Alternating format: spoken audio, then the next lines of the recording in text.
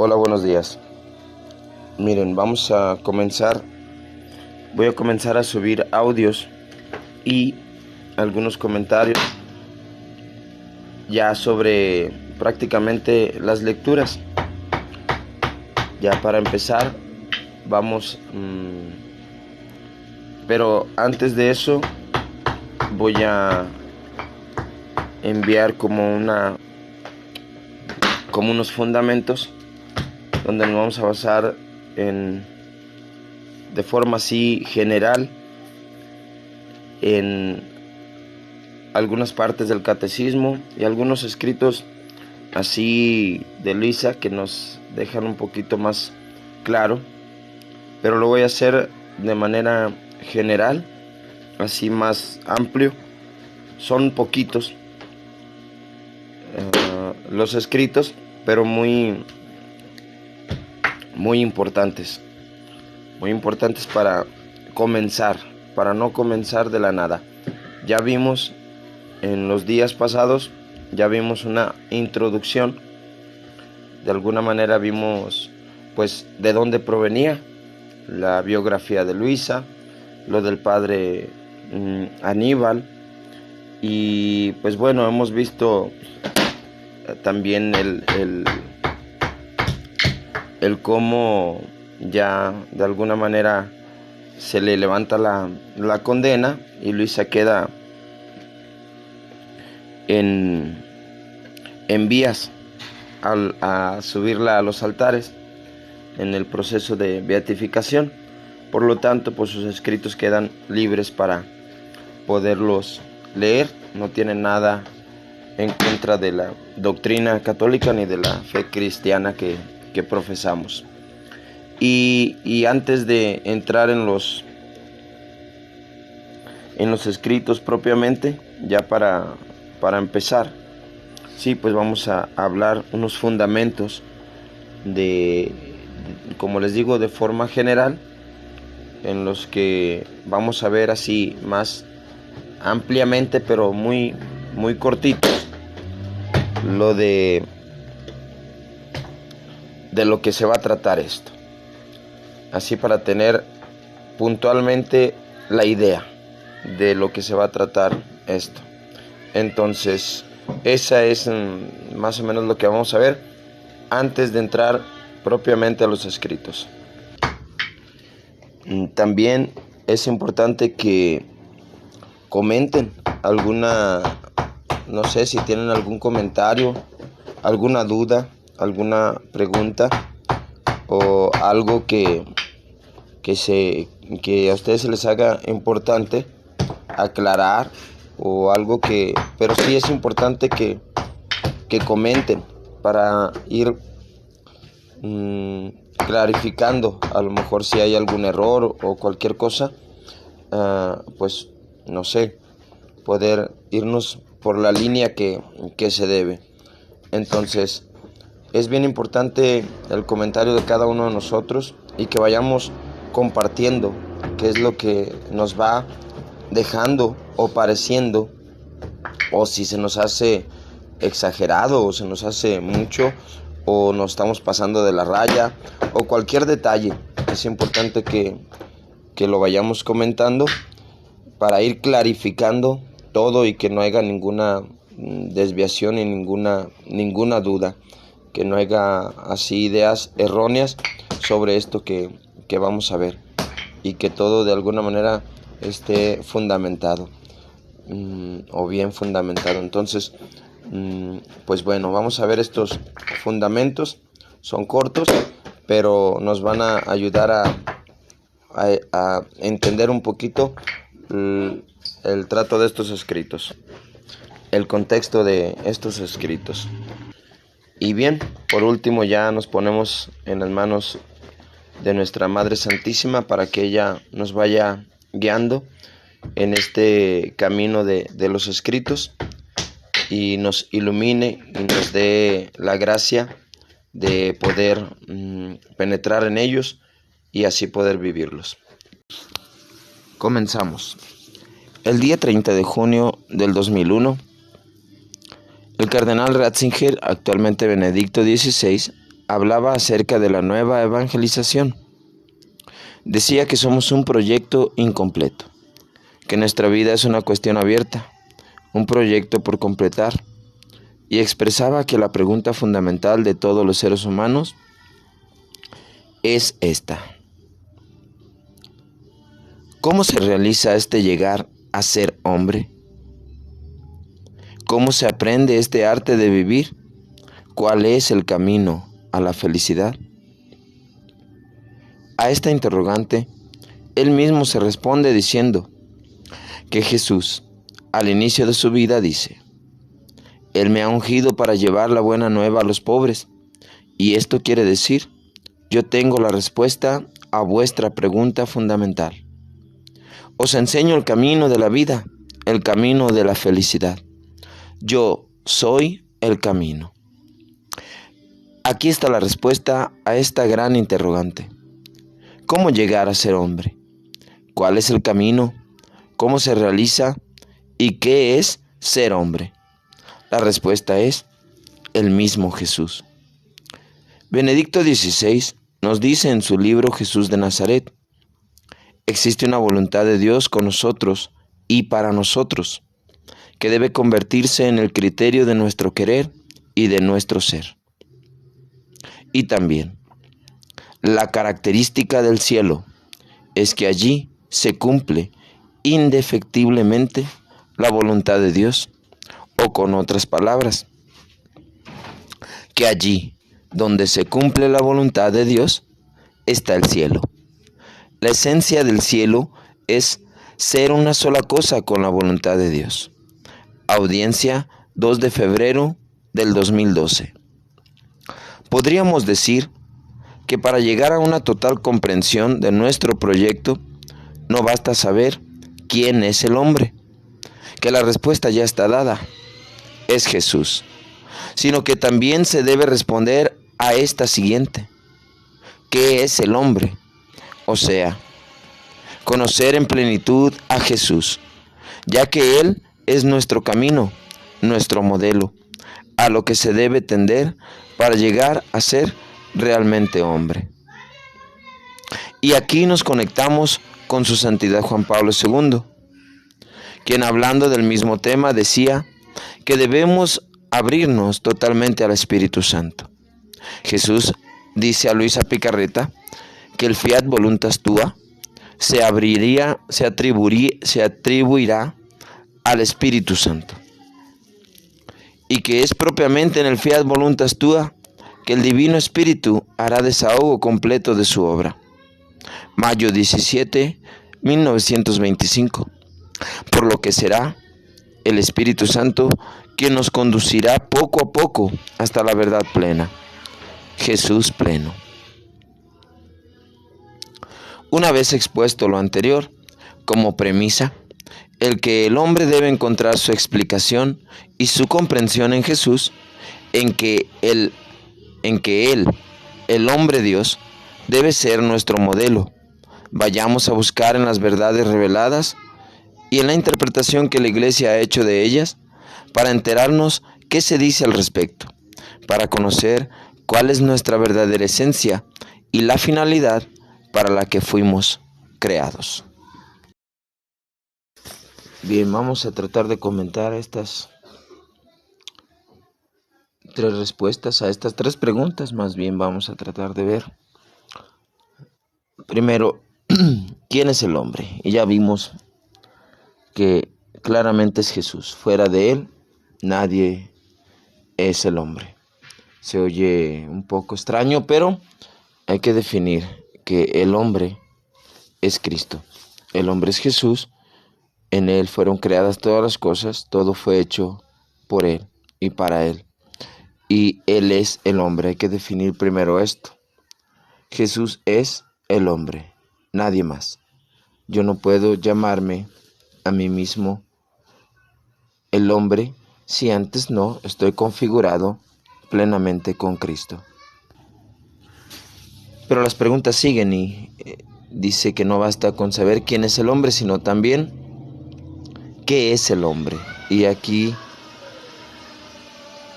es decir, conocer en plenitud la persona de Jesús.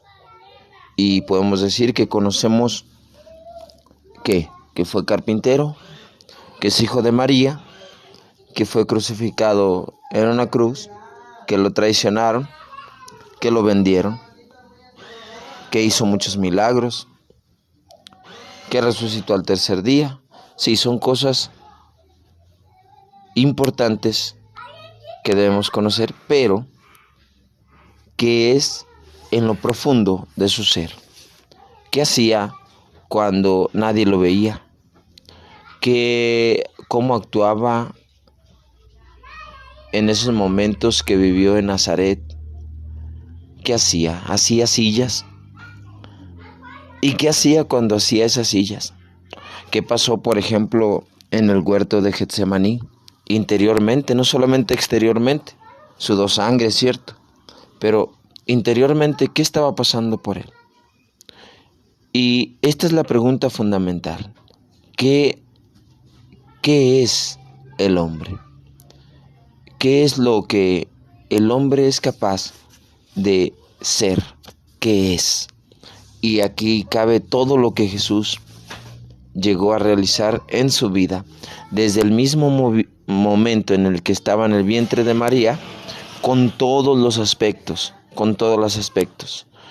tanto físicos como espirituales. ¿Qué estaba pasando en esa personita en el vientre de María mientras él estaba ahí? ¿Qué formaba? ¿Qué hacía? ¿Qué realizaba? Y toda esta pregunta es la que es importante profundizar y responder. Y la última es, muy bien, Jesús es el hombre. Él es el hombre.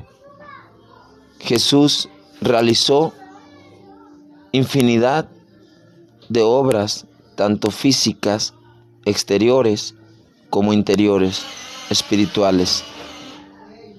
Pero Él ya es el hombre. ¿Y nosotros? ¿Cómo es posible para nosotros llegar a esa estatura, a esa altura? El llegar a ser hombre. Para nosotros prácticamente imposible. Pero necesitamos responder esa pregunta clave. ¿Cómo podemos llegar a ser el hombre en Jesús? Fundamentos, parte 2. Para continuar, veamos qué nos dice al respecto nuestra Iglesia Católica en el Catecismo. Numeral 295. Creemos que Dios creó al mundo según su sabiduría.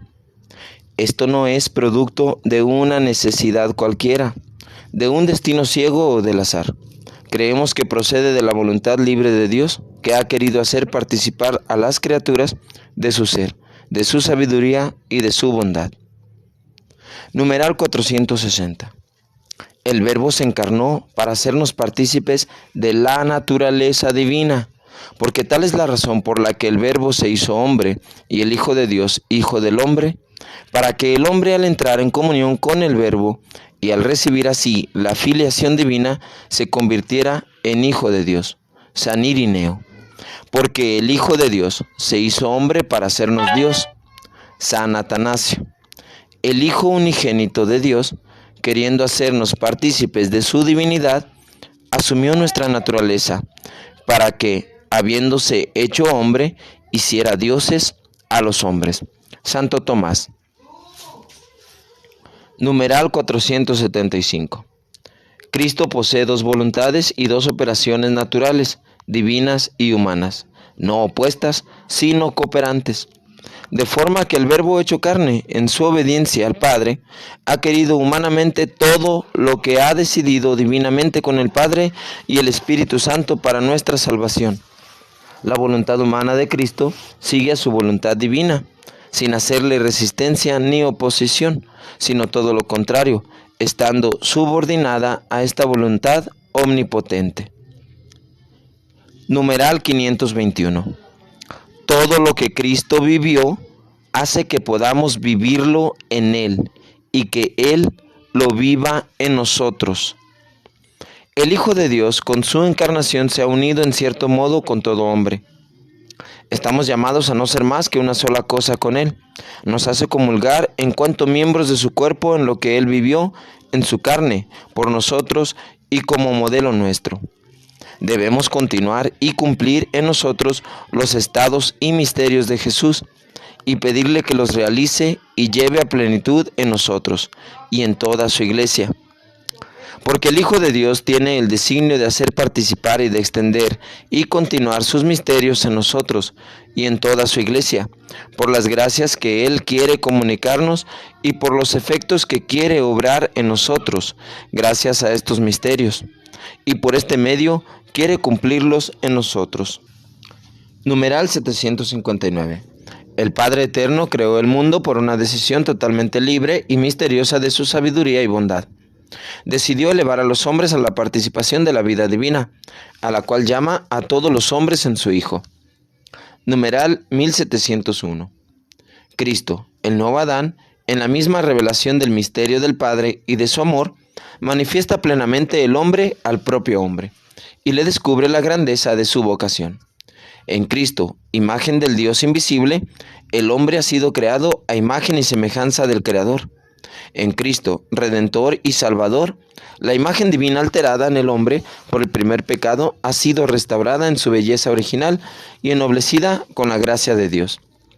Lo anterior está en perfecta sintonía con la segunda carta de San Pedro que dice: A vosotros gracia y paz abundantes por el conocimiento de nuestro Señor, pues su divino poder nos ha concedido cuanto se refiere a la vida y a la piedad, mediante el conocimiento perfecto del que nos ha llamado por su propia gloria y virtud, por medio de las cuales nos han sido concedidas las preciosas y sublimes promesas, para que por ellas os hicierais partícipes de la naturaleza divina, huyendo de la corrupción que hay en el mundo por la concupiscencia. Y también con San Juan que dice: Ahora somos hijos de Dios, pero aún no se ha manifestado lo que habremos de ser. Pero sabemos que cuando Él se manifieste, seremos semejantes a Él, porque le veremos como Él es. Juan 3, 1 al 2. Catecismo de la Iglesia Católica. Numeral 260. El fin último de toda la economía divina es la entrada de las criaturas en la unidad perfecta de la bienaventurada Trinidad. Pero desde ahora somos llamados a ser habitados por la Santísima Trinidad. La propuesta es participar por medio de Jesús de la naturaleza divina, para lograr la finalidad delineada por su amor. Hola, seguimos aquí en el comentario. Ahora vamos a hacer comentarios breves sobre el Catecismo de la Iglesia Católica y algunos pasajes de la Escritura. Bien, pues dice aquí el numeral 295 del Catecismo que este no es, ¿sí? Dice, creemos que Dios creó el mundo según su sabiduría. Crear el mundo. Dice también que este no es producto de una necesidad cualquiera. Y aquí vamos a comentar la palabra necesidad cualquiera. Entonces, si estamos hablando que Dios creó el mundo y dice aquí no fue producto de una necesidad cualquiera, entonces lo otro es decir que es por una necesidad. Y aquí cabe preguntarse si Dios tiene necesidad de algo. Y la respuesta vamos a tratar de verla desde esta forma de ver las cosas. ¿Qué es necesidad? Hay necesidad de carencia y necesidad de dar. Y aquí hay un detalle. Necesidad de carencia es que me falta algo y necesidad de dar es que tengo algo que necesito dar. Y esta situación es lo que a Dios se la vamos a adjudicar. La necesidad que Dios tiene de dar algo. Bien, y como seremos breves, pues, ¿cuál es la necesidad de Dios de dar? Pues no es otra cosa más que el amor, su amor. Dios tiene necesidad de darse, y en darse está darse en amor, porque Él es amor. En el numeral 460 tres santos, por ejemplo, San Ireneo, San Atanasio y Santo Tomás, hablan de esta realidad, de participar de la divinidad. Pero voy a tomarlo de San Atanasio, que dice: porque el Hijo de Dios se hizo hombre para hacernos Dios. Y este detalle lo dice el catecismo. El Hijo de Dios, el Verbo encarnado, se hizo hombre. ¿Y cuál es la finalidad? La finalidad de hacerse hombre es para hacernos Dios. Y esa parte, o sea, puede ser escandalosa, pero sin embargo es lo que dice el catecismo. Y esto está bien en la escritura. Entonces, esta parte, se hizo hombre para hacernos Dios. Del numeral 475, veamos esta parte. Cristo posee dos voluntades y dos operaciones naturales, de acuerdo a esas voluntades. Bien, dice, divinas y humanas. Ah, caray, tiene dos voluntades, una sola persona tiene dos voluntades, divinas y humanas. Dice, no opuestas, sino cooperantes. Entonces, la voluntad humana de Cristo dice, sigue a su voluntad divina, es decir, la voluntad divina es quien guía la voluntad humana de Cristo, ¿sí? Y no le hace ninguna resistencia. Aquí, claramente, aunque tiene dos voluntades, no elimina a una, sino que la voluntad humana es guiada, es obediente, sigue, está subordinada a esta voluntad divina, está completamente de acuerdo, le entrega, vamos a decir que su resistencia, y ella va siendo dirigida por la voluntad divina. Seguimos en estos comentarios. Ahora es el segundo comentario que hacemos sobre los numerales del Catecismo de la Iglesia Católica y algunos pasajes de la Escritura. Bien, vamos con el numeral 521, que vamos a poner énfasis en esta frase que dice todo, fíjense bien, todo, o sea, todo lo que Cristo vivió hace que podamos vivirlo en Él y que Él lo viva en nosotros. Muy bien. Todo es, o sea, todo, que nada falte, todo lo que Cristo vivió. ¿Cuándo? Hace 2000 años, cuando vino a la tierra. Lo que Cristo vivió humanamente, ¿sí? Y digo humanamente, pero no solamente exteriormente, no solamente por fuera, no solamente lo visible, sino que también aquello que vivió internamente, espiritualmente, moralmente, interiormente. Sí, todo aquello, aquí dice todo lo que Cristo vivió, es decir, todo, los pensamientos, las emociones espirituales, lo que experimentaba, lo que experimentó en el vientre de su madre, lo que experimentó cuando niño, lo que experimentó en todo momento.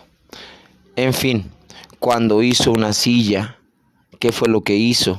Cuando hizo una mesa, cuando comía, ¿qué es lo que él comía? Él hacía una función que era comer, pero ¿qué es lo que hacía cuando comía? Entonces, esa parte, por ejemplo, se dice que él reordenaba las criaturas, las hacía nuevas al comer. Imagínense, eso nosotros lo podemos vivir, porque dice aquí todo lo que Cristo vivió hace que podamos vivirlo en Él. Hace 2000 años, todo lo que Cristo vivió hace 2000 años hace que nosotros podamos vivirlo en Él, ¿sí? Esa parte, que nosotros podamos vivir esta realidad de Cristo, ¿sí? Podemos ser crucificados, sí, en Él. Podemos pensar en Él. Podemos pensar lo que Él pensó, lo que Él habló. Podemos hacer lo que Él hizo en Él. Esa es la parte que podemos realizar, vivirlo en Él, ¿sí? Y si lo vivimos, quiere decir que ahí hay un detalle. Y la otra parte es, y que Él lo viva en nosotros. ¿Qué cosa? Que Él viva lo que nosotros vivimos, ¿sí? O más bien dicho, que Él lo viva en nosotros, que Él viva una vida en nosotros, su vida en nosotros. ¿Cuándo? Ahorita, en estos momentos. Y es muy importante. Él lo que quiere hacer es que Él funcionar ahora, ¿sí? En nosotros, con nuevas acciones, con nuevas formas, ¿sí? Cuando tú haces una acción, cuando tú tienes un pensamiento, cuando comes, cuando duermes, cuando piensas, cuando respiras, cuando pestañeas. Jesús quiere pestañear, Jesús quiere dormir, Jesús quiere, esa es la parte que está diciendo aquí el catecismo. En el numeral 759 dice que el Padre Eterno creó al mundo por una decisión totalmente libre y misteriosa. Y dice que decidió elevar a los hombres, aquí viene, a la participación. ¿Qué es participar? ¿Sí? Tú participas, yo participo, es participar de la vida divina, dice aquí, de la vida divina. Participar de la vida divina, no de buenas obras y de buenas acciones, no, de la vida divina. Y la vida divina es mucho más que una buena obra o que una buena acción, ¿sí? O que un buen querer. Y entonces esta parte es importante, ese es el querer del Padre. Participarnos de la vida divina. Seguimos en estos comentarios sobre el catecismo y algunos pasajes de la Escritura. Vamos con el numeral 1701 y dice: y ahora vamos a comentar dos cartas de la Escritura, dos pasajes de la Escritura, uno de segunda de Pedro, capítulo 1, versículo 4, donde dice que con todos los dones que el Señor nos ha regalado, con todas las gracias, de alguna manera, ¿sí?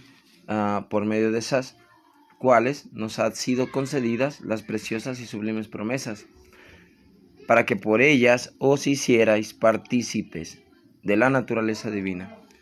Y entonces, aquí está la carta de San Pedro, aplicando esta palabra, naturaleza divina, participando de la naturaleza divina.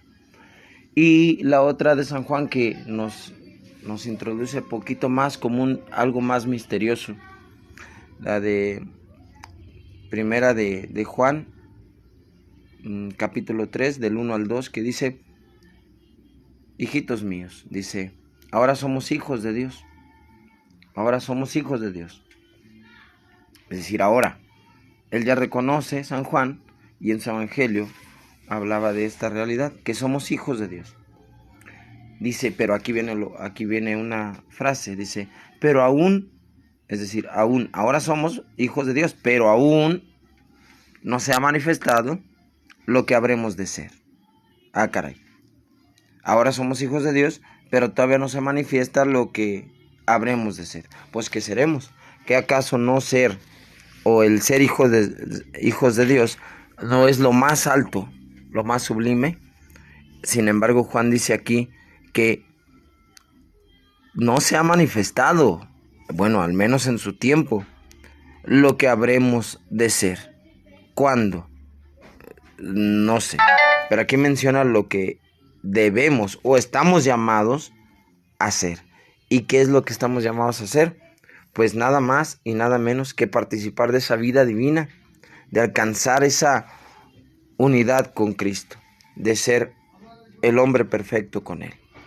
Esta es la realidad en la cual nos estamos aplicando. Seguimos con los comentarios sobre los numerales del catecismo. Vamos a comentar el último numeral, que es el 260. Dice: el fin último de toda la economía divina, es decir, ya, lo más alto a lo que podemos llegar los hombres, es la entrada de las criaturas en la unidad perfecta, de la bienaventurada Trinidad. Es decir, Ese es el fin último de esta economía divina. Alcanzar la unidad perfecta con la Santísima Trinidad. Y sigue. Esa es la parte, la más alta. Alcanzar la unidad perfecta. Pero sigue el texto y dice, pero desde ahora, es decir, el catecismo está un poquito, vamos a decirlo así, nublado, aunque tiene el panorama, vamos a decir por qué. Pero desde ahora somos llamados, es decir, ya desde este momento, estamos llamados a ser habitados. Y esta palabra habitados, guárdenla porque la vamos a ver. A ser habitados por la Santísima Trinidad. Muy bien. En la primera parte de este numeral 260 dice que la unidad perfecta es la cima. Y en la segunda partecita dice que, pero desde ahora somos llamados a ser habitados. Es decir, no en unión perfecta, sino solamente en ser habitados. ¿Cuál es la diferencia entre unión perfecta y ser habitados? ¿Qué significa habitar? Pues bien, veremos en la tercera parte de estos fundamentos un poquito más a profundidad, pero vamos a tratar de aquí de hablar del significado de la palabra habitar. Ok, entonces suponemos, mi cuerpo es una habitación. Mi cuerpo es una habitación de Dios. Dios viene y habita en mi persona, pero no está unificada, no está de una manera perfecta, unida, y solamente me puede habitar o no habitarme. ¿Qué es esto? Por ejemplo, la Eucaristía viene y habita en mí, pero después de unos segundos se va. Por la gracia puede habitar en mí. Por la hostia santa que entra en mi cuerpo, puede habitar en mí. Habita, pero no se une perfectamente. Y esta es la gran diferencia. Y el catecismo solamente plasma un poquito de esta segunda parte. Dice que el fin último es la perfecta unión. Pero el mismo catecismo como que dice, pero hay que frenarnos un poquito. Dice, pero desde ahora podemos ser habitados. Entonces, la unión perfecta todavía no. La unión perfecta para el catecismo no lo dice, pero quisiera dar a notar que es hasta en la bienaventuranza, cuando vayamos al cielo. Pues bien, en este sentido, aparentemente, solamente podemos ser habitación de Dios. Eso es lo que menciona el catecismo. En otras partes nos ha mencionado este catecismo, ¿sí?, que Dios se hizo hombre, el Hijo del Hombre se hizo hombre para hacernos Dios. Y la Iglesia no se va a atrever de una manera tajante a asegurar eso que San Juan dice, ya somos hijos de Dios, pero lo que seremos todavía no lo conocemos, pero sabremos qué vamos a hacer, o qué es lo que vamos a hacer, o ser, no hacer.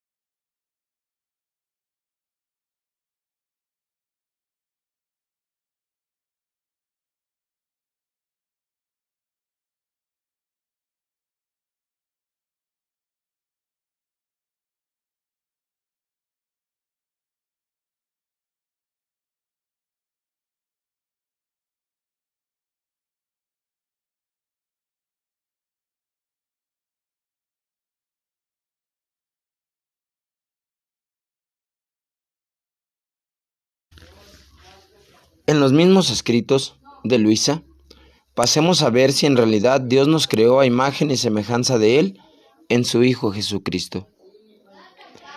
Hija mía, la creación del hombre fue el centro donde nuestra divinidad concentraba todos los bienes que debían surgir en la criatura.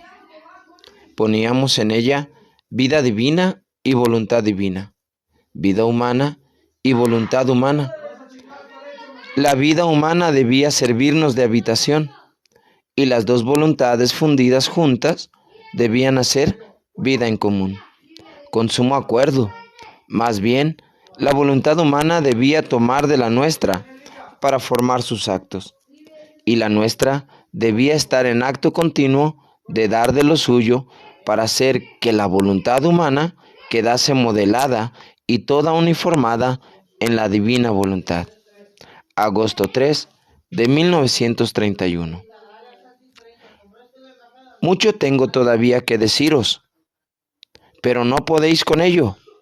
Cuando venga Él, el Espíritu de la verdad, os guiará hasta la verdad completa.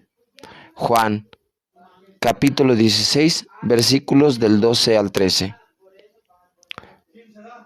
Bueno, aquí está delineado en forma muy reducida tanto el por qué de la creación y el para qué de ella. Estos escritos son solo una pincelada de la profundidad de lo que es vivir en el reino del divino querer y cómo podremos alcanzar nosotros de una manera tal vivir esta realidad. Bien, vamos a hacer el comentario sobre los escritos de Luisa Picarreta y las partes del Evangelio que vienen en esta parte de Fundamentos, parte 3. Y lo primero que surge es la parte del capítulo 17 de San Juan, que dice Jesús en la oración: yo en ellos, tú en mí, para que ellos sean uno con nosotros. Y dice claramente que nos expresa el cómo. El cómo es yo, Jesús, en ellos, en las criaturas, y tu Padre en mí, de esa misma manera. Entonces, ese es el cómo. Pero no nos dice más, nomás nos dice el cómo, no nos nada, y nos deja así como a oscuras, como nublado, y dice, pues bueno, es que hay cosas que no van a entender y todavía no es tiempo, pero el Espíritu les hablará de todo esto, el Espíritu de la verdad. Y como vemos, pues Jesús es la verdad, y en este sentido el Espíritu nos revelará al mismo Cristo, ¿sí? En el tiempo, a través del tiempo. Después nos dice que en el escrito que le dice a Luisa, de enero 29 de 1919, nos dice que él quiere darle a conocer, darle a saber el orden de su providencia, y dice que cada periodo de 2000 años, ¿sí?, él hace una renovación en la tierra a las criaturas, o sobre las criaturas, o por las criaturas, como sea. El caso es que él cada 2000 años, cada periodo, no al final, no al principio, sino cada periodo, él ve cuándo es justo hacerlo. Y entonces dice que los primeros 2000 lo hizo con el diluvio, los segundos 2000 lo hace a través de su venida, y los terceros, ¿sí?, dice que habrá una tercera renovación, no más así como una realidad. Los terceros, habrá una tercera renovación, y ya casi estamos cerca de que se cumpla el final de estos terceros 2000 años. Bien, claramente vemos que los primeros 2000 años, en el primer periodo, está el diluvio, Noé, pues sí vemos cómo Noé, su esposa, sus hijos y sus nueras son los únicos que rescatan, por así decir, a la humanidad, o de los únicos que Dios se vale para rescatar a la humanidad, y de ahí seguir la raza humana subsistiendo en la tierra. Y fue necesaria una destrucción.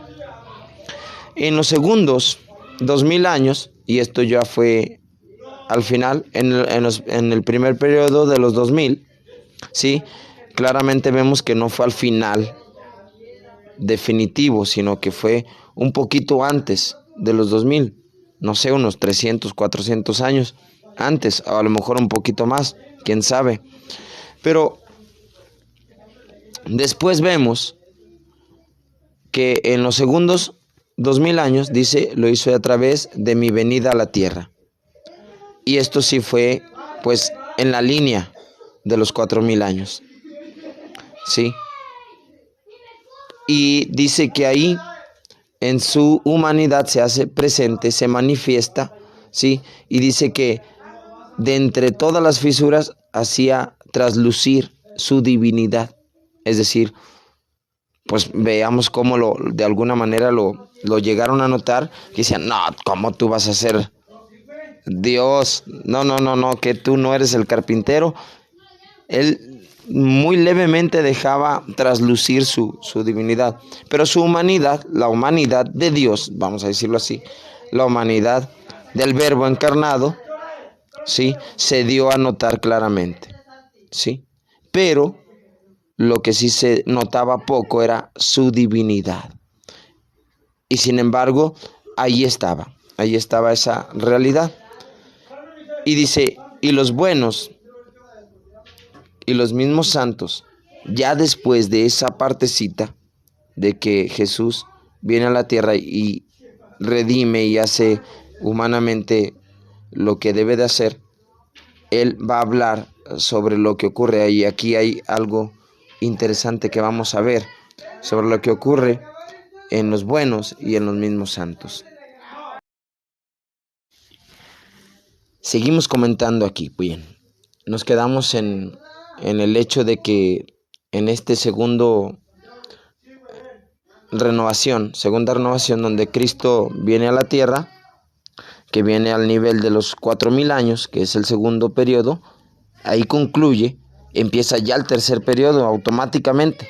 Cristo viene entre el primero y segundo periodo, entre el segundo y el tercer periodo, pero Él cuenta su venida como parte del segundo periodo. Pero en el tercer periodo de estos 2000 años, de estos últimos o de estos terceros 2000 años, los últimos, ¿sí?, dice que los buenos y los mismos santos vivieron de los frutos de su humanidad. Y es algo interesante porque dice que los santos y los buenos y los santos, las personas de buena voluntad, viven de los frutos de su humanidad, de la humanidad de Cristo. Pero dice algo interesante. Y como a gotas, es decir, levemente, muy poco, poquísimo, han gozado de mi divinidad. Y caray, esto está un poquito sospechoso, algo interesante. ¿Por qué? Porque Jesús dice que han vivido de los frutos de su humanidad, de lo que hizo su humanidad, de las acciones, de los frutos de su redención, de los frutos de su humanidad. Pero a cuentagotas o a gotas han gozado de su divinidad. Muy interesante. Su divinidad quiere decir que Dios no ha participado su divinidad, o al menos Jesucristo, la persona de Jesucristo, no ha participado del todo su divinidad. Y que lo único que han hecho los santos y las personas buenas es, de alguna manera, gozar y vivir de los frutos de su humanidad, y de alguna manera unas cuantas personas, o a lo mejor todos, no sé, pero a cuentagotas, solamente han gozado de su divinidad. Pequeño. Es decir, no se ha participado plenamente, o como pensábamos. Y esto es interesante. Ok, y dice que la tercera renovación que Él llevará a cabo, se llevará después de que la tierra haya sido purgada. Esto lo dice en 1919, en enero de 1919. Después de que la tierra haya sido purgada y en gran parte destruida destruida la presente generación de 1919. Es decir, hace 100 años, ahorita estamos hablando de 100 años. Pero que después de eso vendrá esa tercera renovación, ¿sí? Después de que la tierra sea purgada y la generación de ese momento destruida. Y después de eso, dice, yo seré aún más magnánimo con las criaturas y llevaré a cabo la renovación con manifestar lo que hacía mi divinidad en mi humanidad. Manifestar. Va a manifestar, es decir, no es una revelación de decir para nuestra salvación, no. La revelación para nuestra salvación, todo lo que se tenía que decir para nuestra salvación, ya se dijo. Ya se dijo. Está en las escrituras, en las sagradas escrituras, ya se dijo todo lo que necesitamos saber para nuestra redención, para nuestra salvación, y así lo menciona el magisterio de la iglesia.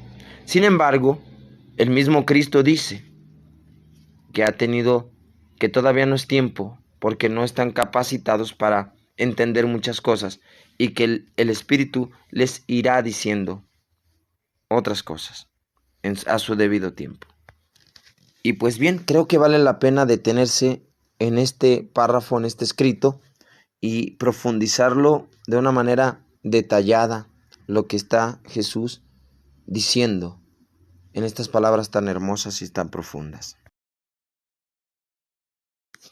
Bien, seguimos comentando esta primera lectura de enero de 1919, enero 29 de 1919, sobre lo que Jesús le revela de los tres periodos de 2000 años de la renovación de la tierra. Los primeros 2000 años, los segundos 2000 y los terceros 2000. Y en estos terceros 2000 vemos que le dice que después de que la tierra haya sido purgada y la presente generación destruida en gran parte. ¿Y esto cuándo ocurrió? Pues en 1919 vemos, ¿sí?, que están ocurriendo gran catástrofes, y hasta 1947, si no me equivoco más o menos, que termina la Segunda Guerra Mundial, donde hubo infinidad de muertes con la Primera y Segunda Guerra Mundial, y entonces la tierra tuvo que ser purgada. Entonces este hecho ya está. ¿Y en qué consiste la tercera renovación? El mismo escrito nos lo dice aquí, que dice, llevaré a cabo la renovación esta con manifestar lo que hacía mi divinidad en mi humanidad, cómo obraba mi querer divino con mi querer humano, ¿sí? Cómo todo quedaba concatenado en mí, cómo hacía y rehacía todo, y hasta un pensamiento de cada criatura era rehecho por mí y sellado con mi querer divino. Y dice y sella esto: mi amor quiere desahogarse y quiere hacer conocer, aquí está, mi amor quiere desahogarse y quiere hacer conocer los excesos que obraba mi divinidad en mi humanidad en favor de las criaturas, que superan con mucho los excesos que externamente obraba mi humanidad. Ok, y aquí está lo interesante. Jesús ya nos mostró hace 2000 años lo que obraba su humanidad. Y que nos mostró 3 años, los últimos 3 años, y muy poco. San Juan nos dice que si se dijeran todas las cosas que hizo Jesús, fíjense, humanas, ¿sí? Humanas, y a veces traslucidas a cuentagotas, algunas divinas, no cabrían los libros. Imaginemos lo que hace su divinidad en su humanidad, es decir, aquello que no vemos. Y Jesús quiere esta tercera renovación hacerla notar mediante el conocimiento, mediante los escritos que ahora conocemos de Luisa Picarreta. A través de estos escritos, Dios nos va a dar a conocer todo lo que obraba su humanidad, o su divinidad, más bien dicho, en su humanidad, y cómo quiere hacerlo ahora en las criaturas esa misma realidad. Y vemos pues qué interesante está todo esto. Así que seguimos, porque es inacabable si queremos profundizar. En enero 24 de 1920, un año después prácticamente, le dice estas palabras que él al crear al hombre, ¿sí?, dijo, no es bueno que el hombre esté solo. Al crear a Adán, sí, hagamos una criatura, a Eva, semejante a él, que le haga compañía y que sea la delicia del otro mutuamente. Y dice, estas mismas palabras, antes de crear al hombre, las dije a mi amor. No quiero estar solo, sino quiero a la criatura en mi compañía. Y aquí viene algo hermoso. Dice, quiero entretenerla, quiero crearla para entretenerme con ella, para compartir con ella todos mis contentos. Es decir, la quiere de una manera plena con él, unificada con él. Y es que aquí cabe que Dios quiere encontrar una reciprocidad, es decir, una igualdad de amor que está capacitado para dar en Jesucristo, pero que quiere recibirla a través de la criatura, no como criatura, sino como aquello que le va a donar a la criatura para que la criatura de alguna manera esté a la altura de ese mismo ser divino. Simplemente hermoso. Seguimos con el comentario de esta tercera parte de Fundamentos y ahora vamos a comentar el escrito de agosto 3 de 1931. Y aquí le dice, hija mía, la creación del hombre fue el centro donde nuestra divinidad concentraba todos bienes que debían surgir en la criatura. Dice, debían surgir, es decir, estaban en potencia ya en la criatura, porque cuando Dios la crea a su imagen y semejanza, la criatura estaba en potencia, sí. De hecho, en los mismos escritos veremos mucho más adelante cómo Adán, qué vida tenía Adán. No quiero adelantarme, pero qué vida tenía Adán al principio. Sí. Y dice aquí, debía surgir en la criatura. Y dice, aquí va a decir, poníamos en ella, es decir, ya en Adán, sí, desde el principio, poníamos en ella vida divina, en la criatura, vida divina y voluntad divina. ¿Y qué es esto? Y válgame Dios, qué tremendas palabras. Poner en la criatura vida divina y voluntad divina es tremendo. Es algo, son palabras mayores. Y dice, vida humana y voluntad humana. Pues sí, claro, eso se entiende. Pero primero resalta vida divina y voluntad divina.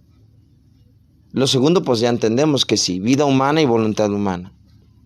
Dice, la vida humana debía servirnos de habitación, lo que mencionábamos anteriormente. La vida humana, sí, debe servirnos o debía y estaba llamada a servirnos de habitación solamente para habitarle, la vida humana, sí. Pero si ya depositaron la vida divina, no solamente la vida humana en la criatura, y ya depositaron la vida divina y la voluntad divina, sí, sobre la criatura, dice que las dos voluntades, tanto la humana como la divina, que ya habían depositado en la criatura y que debía surgir en ella, estas dos voluntades, la humana y la divina, fundidas juntas, fundidas. ¿Qué quiere decir fundidas? Pues una sola. Debían hacer vida en común, con sumo acuerdo. Y dice aquí, más bien, como aclarando, la voluntad humana debía tomar de la nuestra, no sobajarse, no quedarse humillada o aplastada o destruida. No, porque no era al principio la realidad, sino que la vida humana en el principio, la voluntad humana, debía tomar de la nuestra para formar sus actos, de la voluntad divina. Debía tomar de la voluntad divina, la voluntad humana debía tomar de la voluntad divina para formar sus actos. Y la voluntad divina, dice, la nuestra debía estar en acto continuo de dar lo suyo. La vida divina debía estar dando y la voluntad humana debía estar recibiendo para crear actos de acuerdo a la vida divina, la voluntad divina. Eso es lo hermoso. Y ya, esta parte de fundamentos concluye con esa cita, que todavía tiene mucho que deciros, pero todavía no pueden con ello, le dice a los discípulos. Es verdad que al Y sí, hay muchas frases todavía que les dio las últimas les menciona, instrucciones, en las cuales sin embargo, los discípulos es no el entienden. Espíritu Santo Y esta quien es los una va a de guiar ellas, en hasta Juan la 16, verdad 12 al plena. 13. Todavía Y no eso pueden con ello. es Tengo después muchas de que cosas que Jesús decir, es pero todavía no pueden con ello. glorificado, llevado Es decir, al cielo, ¿esto en qué momento se y los dijo? así el Se los Señor dijo podrá enviar lo que el Padre había poquito antes prometido, de ser crucificado, y de en la esta última manera cena. el Es decir, Espíritu Santo ya no los iba a ver. nos guiará hacia la verdad plena, que es el mismo Jesús. Bendiciones.